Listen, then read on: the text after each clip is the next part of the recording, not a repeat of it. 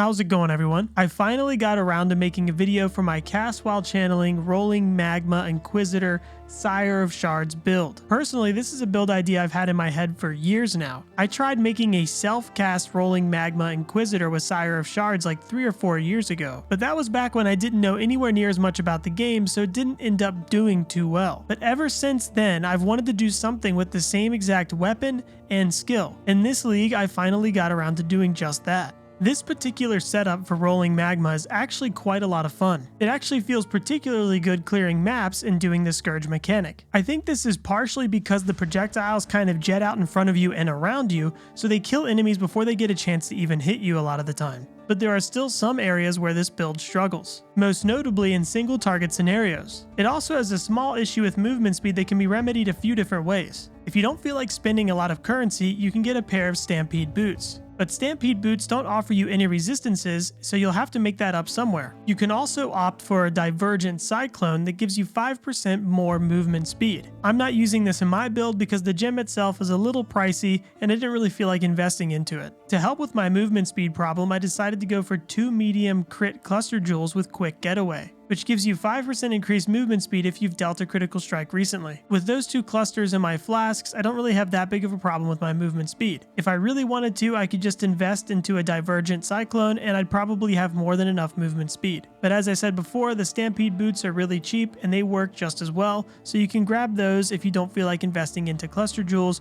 or an alternate quality Cyclone. Okay, so let's quickly go over the passive skill tree. Just like most Inquisitor builds, I pick up quite a bit of crit multi and critical strike chance, and I path through the life nodes where I can. But there are a couple important things that I think are worth noting. First, the cluster jewels. For my large cluster jewels, I'm getting Doriani's Lesson and Cremator. Doriani's Lesson is great for the elemental damage leached as life, and Cremator makes it so ignited enemies killed by your hits are destroyed. This is really useful for things like porcupines. And as I said before, I'm using 2 medium critical strike jewels. 2 of them give me quick getaway, 1 gives me pressure points, and the other gives me magnifier. Over here on the left side of the tree, we have a large Thread of Hope jewel. And we actually get a ton of value from the placement of this jewel here. We get Light of Divinity for free, we get Glancing Blows, Divine Shield, Whirling Barrier, and Counterweight. Glancing Blows is great for this build because when we're using Rumi's Concoction, we actually get 75% chance to block attacks and 24% chance to block spell damage. When coupled with the Staff Master that gives you energy shield when you block spell damage and life when you block attack damage, it's actually a really good combination. Divine Shield actually ends up being fantastic as well. This is something you may or may not need, but I've decided to use it for my current setup because it felt really good to use, especially when combined with Corrupted Soul. Now this Timeless Jewel is interesting because I've opted in for Corrupted Soul, but you could opt in for Immortal Ambition instead, but that makes it so you cannot recharge any energy shield, which means you gain no benefit from Divine Shield. Not to mention the fact that you don't gain any benefit from the energy shield recovery of your ascendancy either. So I just found this jewel to be more useful rather than using Immortal Ambition. And if it already wasn't obvious, this build is a low life build and we're utilizing Petrified Blood, so we're also picking up Pain Attunement for 30% more spell damage while on low life. As I said before, everything else is just crit and crit multi nodes and grabbing life where we can. For our ascendancy, we're grabbing Righteous Providence and Inevitable Judgment, as well as Sanctuary and Pious Path.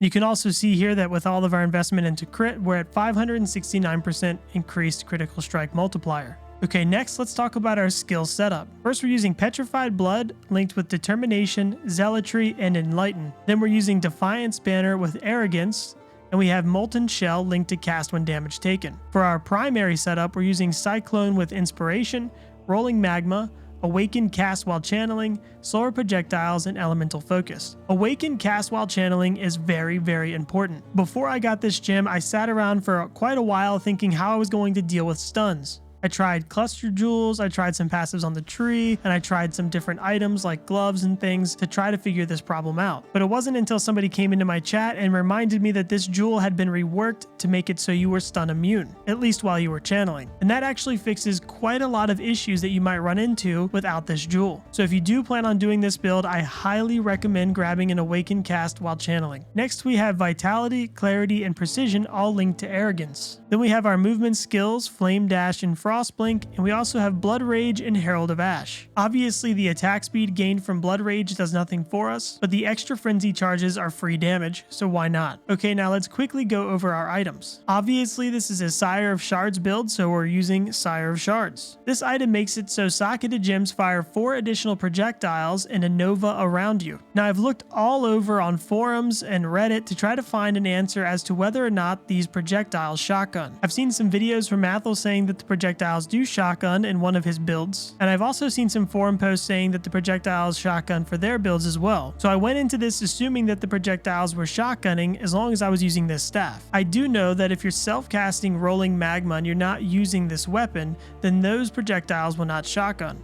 But every single time Rolling Magma bounces or chains, that same projectile can hit the same enemy. So when you're using this staff with something like slower projectiles, then there's a high likelihood that each projectile is not only shotgunning, but doing damage every single time it chains, which is why slower projectiles is so good for this setup and this weapon. Next, we're using the Crown of the Inward Eye for obviously just more damage, and we have the enchant that makes Rolling Magma chain an additional time. For our body armor, we went for a Shaper body armor for the additional spell critical strike chance. For our gloves, we're using a pair of Warlord gloves for the increased spell damage. Our boots are just resistances and move speed. You could obviously go for some Tailwind boots if you have the currency and time to do that. Our amulet is pretty important for this particular setup. I decided to go for a Warlord amulet so I could get increased mana reservation efficiency for determination, and that's obviously because I felt like this build needed more armor. There really isn't that many defensive layers in this build. Yes, we do have max block, but our spell block chance is still only 24%, and we only get max block through glancing blows. The only other layer of defense that we have is just really good life and energy shield regeneration. So I decided to get determination to make this build more tanky. And as a matter of fact, this build does feel pretty tanky, at least when doing things like mapping and the scourge mechanic. There's been a couple different times where I've pushed the scourge stacks close to 300 and still survived. But I think that has a lot to do with the way this skill feels and plays, mixed in with the life regeneration and the armor. Obviously, if you didn't care as much about being tanky, you could opt into using something like anger instead of determination. That would net you quite a bit more damage. Next, we have our rings, which are giving us things like attributes, life, and resistances. But one mod that you need to have on both rings, at least for my setup, was a non-channeling skills have -7 to total mana cost. Without this, you'll end up running out of mana and getting less Rolling Magma casts. And for our curse or mark ring, we're using Assassin's Mark. For our belt, we're just using a Stygian Vise for resists and life. For our Abyss Jewel, we're just getting some crit multi,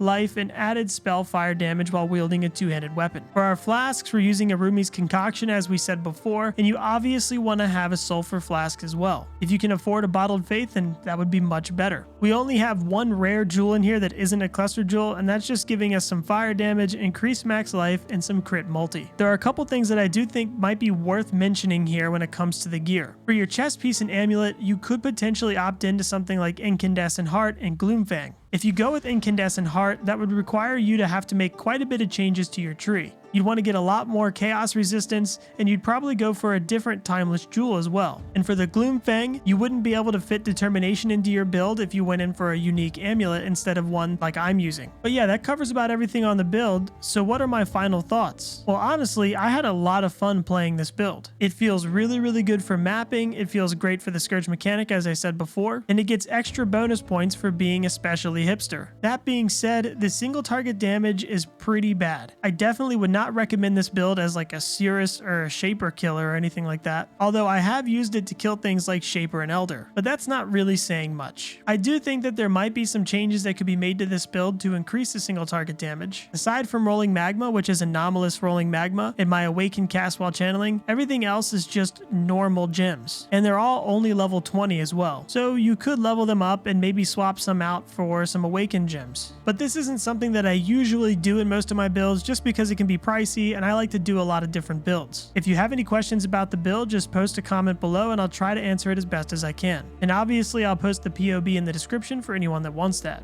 Thanks for watching, guys. If you liked this video, let me know by giving it a thumbs up, and be sure to subscribe for more Path of Exile content.